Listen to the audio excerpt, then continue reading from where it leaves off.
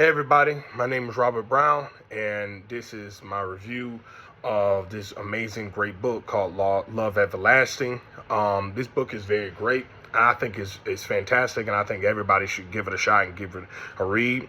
I remember seeing it like on Google. Google was send me sometimes. I would just get on Google and it would say, the top graphic novels that you need to read and stuff like that. And then I happened to, bump into this one, and I was just like, oh yeah, this is great, and this series is fantastic. Even though in this one we're just going to talk about volume one, I do think that this is an amazing graphic novel. This book was written by Image Comics. Image Comics created this, and I think that this is one of the best ones. It is written by Tom King, who's a very, very fantastic writer. Did my research on him. He's a very fantastic writer. I think he's absolutely amazing. I think this is some of his best work. I think that he did a wonderful job in this one and really fleshed out this character pretty well. Elsa Chartier, I hope I'm not butchering her name, hopefully. She's the illustrator, and she does a fantastic, amazing job. This is absolutely fantastic. The artwork, it looks very similar to Batman Year One. The artwork is very slick, clean, smooth, but at the same time describes the tragedy. I think she does really good with lighting, very good with coloring.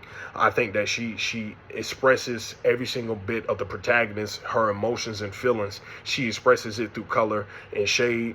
Does a really, really fantastic job with it. Like in page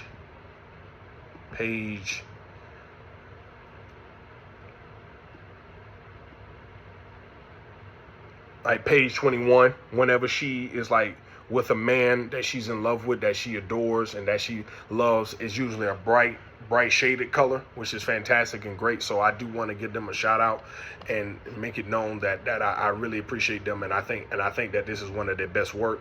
It has 136 pages, so that's great. A lot of reading, a lot of reading, but it's certainly worth it. I think that it does a fantastic job through and through, the page by page by page. I think that is absolutely fantastic. So I would definitely give it a read. It's a graphic novel. And the first issue, even though it's just the first issue, there's so much stuff going on inside of the issue that I think that it will have you wanting to go and read the other ones, which is what I've been doing. So, and sorry if I'm nervous, but, I ain't really a video guy, but I think that is fantastic and it's great. So the first page is the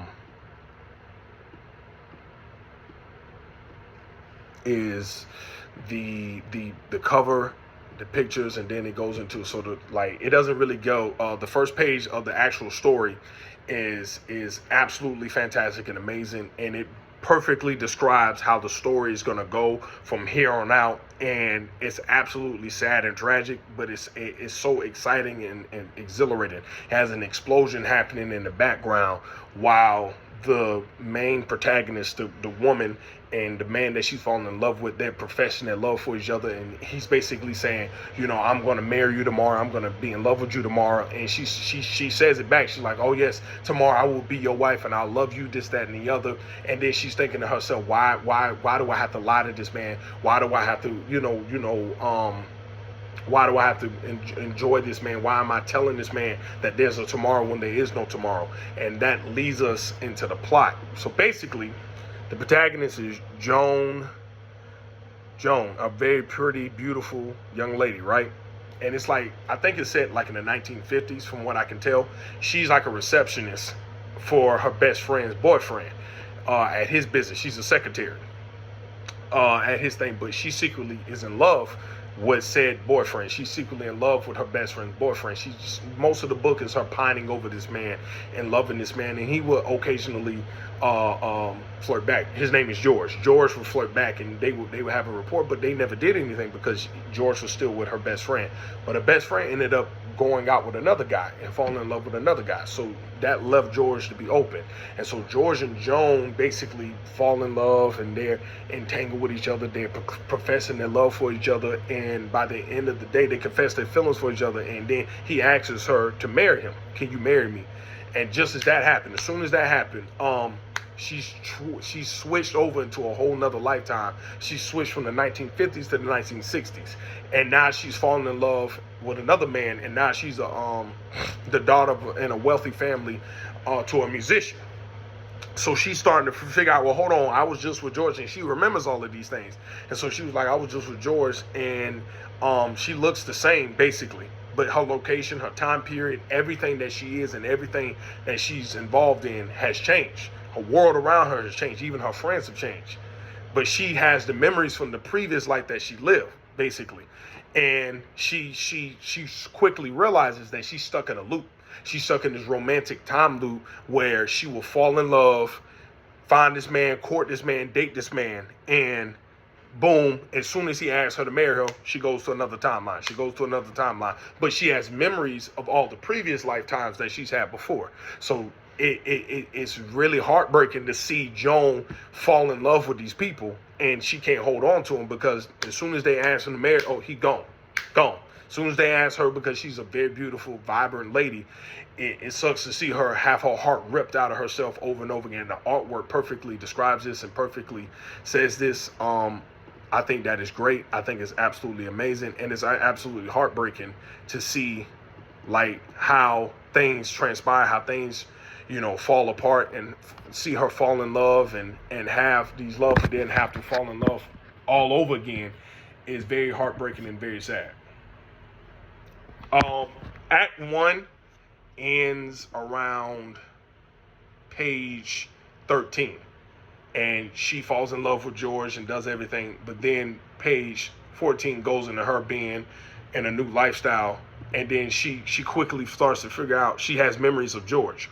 So I think from page 1 to page 13, they do a very good job of describing and establishing the status quo and making people understand and see and realize, oh, this is what it is. And then page 13, she goes into talking to her new father, and she's like this, but then she has memories of George, and she's like, wait a minute, how am I here? Why am I in the 1970s? How did I even get here? How is this even happening? So I think the book does a really good job of transitioning you from story to story. But the thing is, the love story is so compelling with every guy that she get with that you start to get entangled into their love story. You start to get entangled with Joan's problems and her issues. You start to get entangled with it, and you forget almost that the time lapse even exists.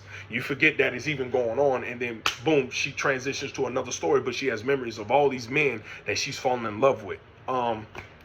The story takes place in a variety of places. It goes from New Orleans to New York to California because she's transitioning from lifestyle to lifestyle, from time period to time period. So in the first book, it's 1950s, then it goes to the 1960s, then it can go to the 1970s. So she goes from time period to time period, falling in love with different men. So it's a variety of stories.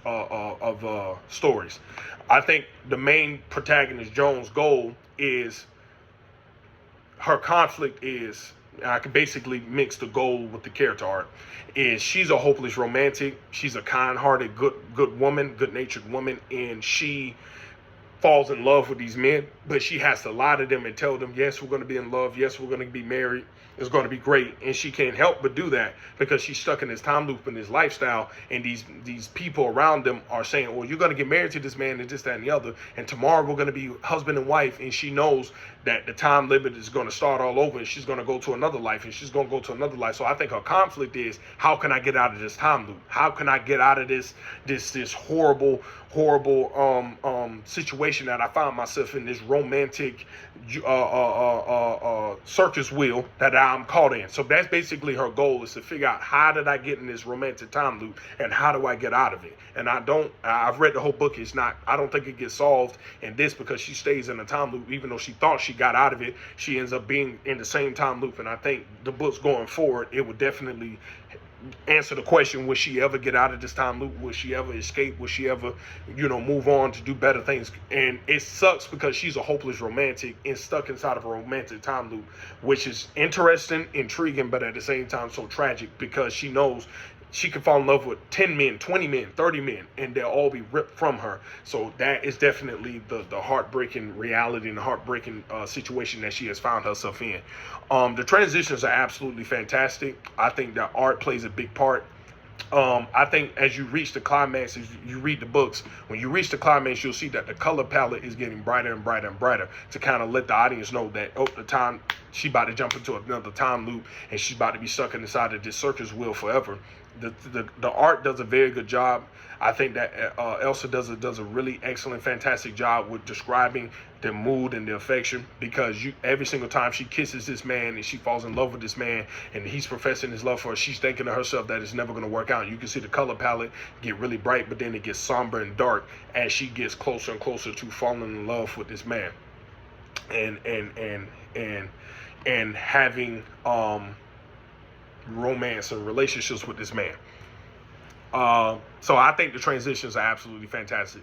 I think that they do a very good job with keeping time periods together. I think they do a good job with telling a full love story, then having the time loop jump to the next storyline. So I think they do an excellent job with that. Has a very excellent directional flow. You could tell Tom King, he really put his time and effort into the script. Joan is very conflicted. You get a lot. You get into her brain and get into her thoughts, which I really love. I would recommend this book to anybody. I think that this Love Everlasting is a fantastic book by Tom King. I think it's absolutely excellent. The storyline is fantastic. It's very heartbreaking and sad and tragic. I think that the artwork is fantastic. I think that the script is excellent. I would recommend this to anybody.